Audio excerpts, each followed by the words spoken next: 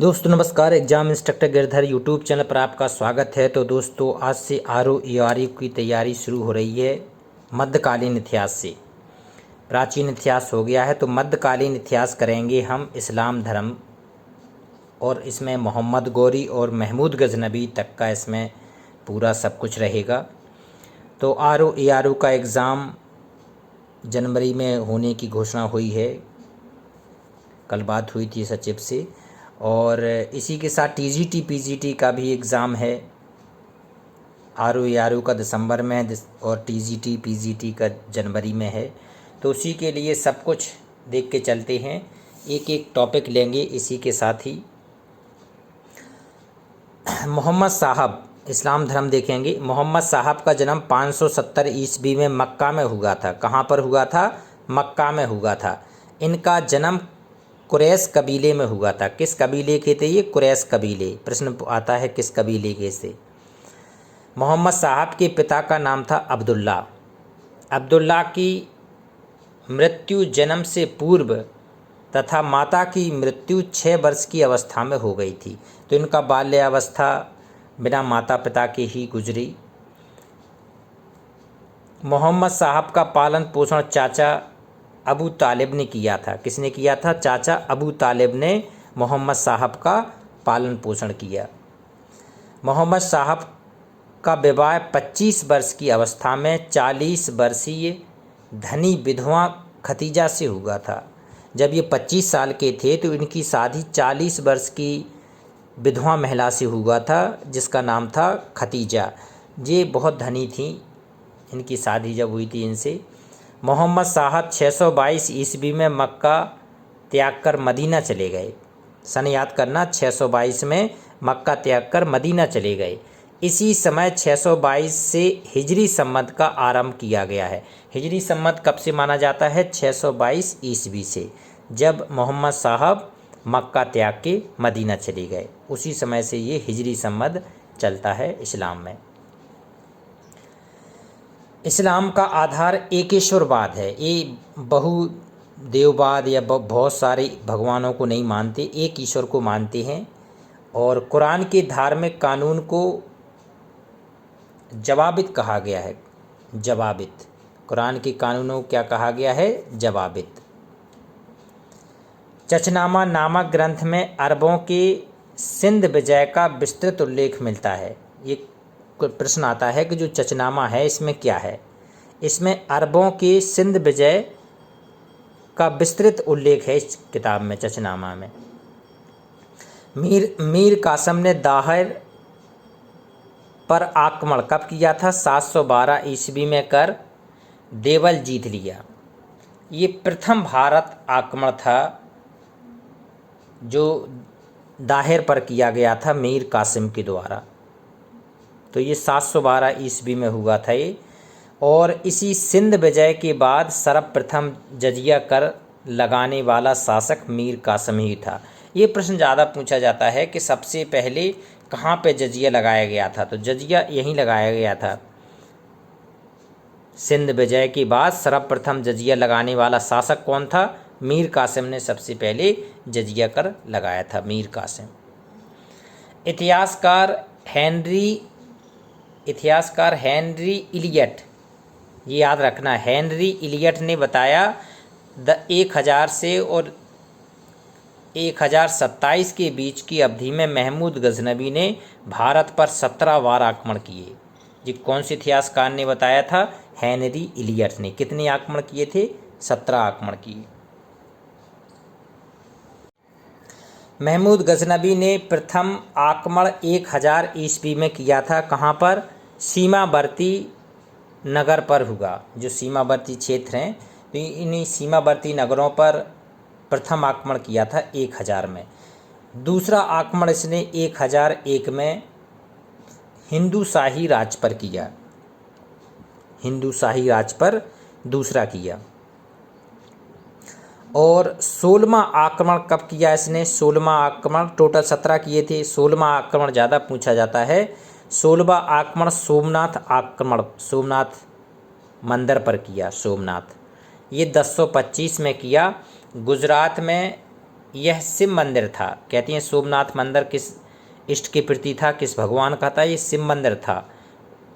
तो यहाँ पर इसने लूटपाट की और कई साधु सन्यासियों को भी मारा इसने।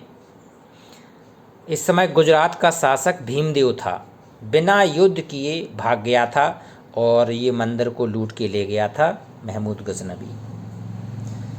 और 17वां आक्रमण महमूद गजनबी ने किया जाटों और खोखर पर। खोखर जाति थी, तो जाटों और खोखर जाति वाले पर के विरुद्ध किया है इसने। अंतिम जाटों और खोखर जाति पे। महमूद गजनबी के समय फिरदौसी कवि था। कौन सा ये कवि था? फिरदौसी। उसकी प्रसिद्ध रचना है शाहनामा।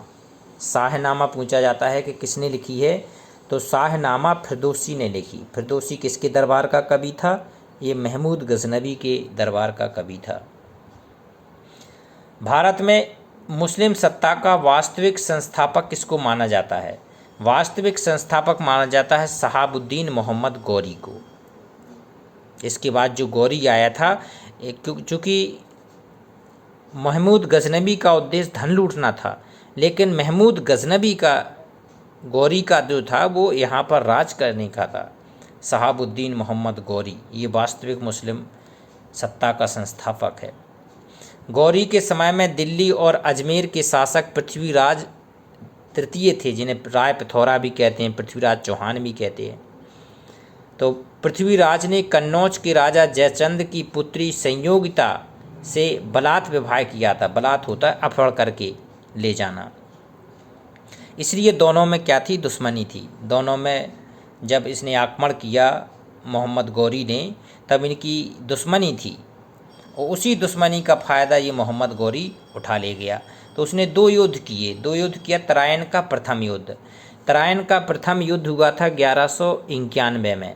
इस युद्ध में मोहम्मद गौरी एवं पृथ्वीराज तृतीय के मध्य तराइन का प्रथम युद्ध हुआ और मोहम्मद गौरी पराजित किया गया। इस युद्ध में क्या हुआ? मोहम्मद गौरी हार गया तराइन के प्रथम युद्ध में।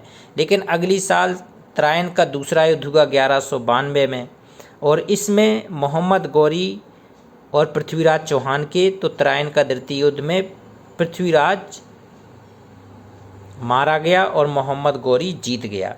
यहाँ से स्टार्ट होती है इसकी पूरी भारत पर इस्लाम धर्म की। एक पृथ्वीराज चौहान का दरबारी कवि था चंद्रबरदाई। इसने बताया कि पृथ्वीराज को गजनी ले गया कौन? मोहम्मद गौरी, तथा शब्दवेदी बाण से गौरी को मार दिया। बाद में पृथ्वीराज भी मारा गया।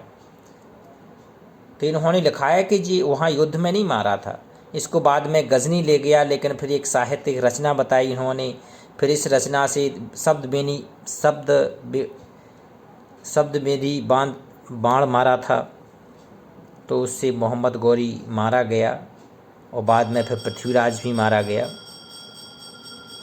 गौरी ने 1194 में कन्नौज पर युद्ध किया और जिसे कहते हैं चंदावर का युद्ध, और इस युद्ध में जयचंद को हराकर मार डाला गया।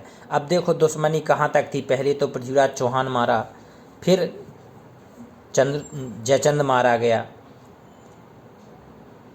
अगर ये साथ होते तो शक्ति काम नहीं कर सकती थी। मोहम्मद गौरी जीत नहीं पाता इन दोनों शक्तियों से।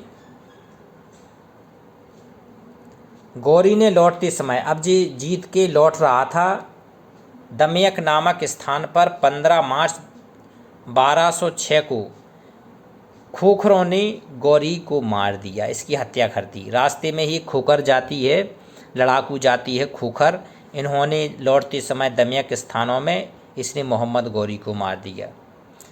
और लौटते समय मोहम्मद गौरी अपने एक सेवक था, दास था, कुतुबुद्दीन ऐबक, इसको राज दे गया था भारत का। तो फिर इसने मुस्लिम धर्म की स्थापना की। ये दिल्ली का प्रथम सुल्तान बना कुतुबुद्दीन ऐबक। मोहम्मद गौरी ने लक्ष्मी और नंदी के चित्र चलाए थे, जो एग्ज़ाम में पूछे जाते हैं कि किसने लक्ष्मी और नंदी के चित्र चलाए थे सबसे पहले? मोहम्मद गौरी ने। अब अगले वीडियो में देखो ये गुलाम वंश देखेंगे पूरा, गुलाम वंश में कौन कौन से शासक हुए हैं? गुलाम वंश, खिलजी वंश, तुगलक वंश, सैयद वंश, लोधी वंश, और लोधी के बाद फिर आएगा मुग़ल वंश। तो ये पूरा एक एक करके देखेंगे कंसेप्ट, क्योंकि हमारा लक्ष्य आरओ ईआरओ टीजीटी पीजीटी जो सामाजिक विज्ञान वाले हैं, वो इतिहास वाले हैं, वो भी इसको देखें, समझें और लिखें। तो जो साथी नए हैं, जो पहली बार चैनल से जुड़ रहे हैं, सब्सक्राइब कर लें, शेयर भी करें, कमेंट्स भी करें। पूरी तैयारी होगी अब कंपटीशन की, लिख लिख के आपके नोट्स दिए जाएंगे। नमस्कार।